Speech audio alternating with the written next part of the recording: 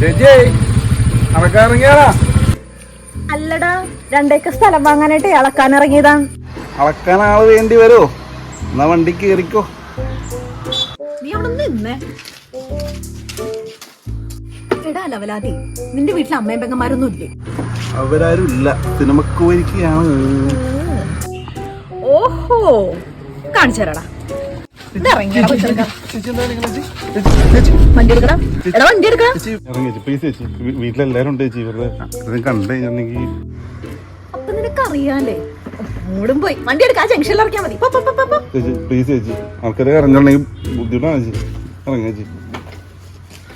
ഇനി മേലാൽ ഇമാതിരി പണിയും കൊണ്ട് ഈ വഴിക്ക് വന്നാ വണ്ടി എടുക്കാം.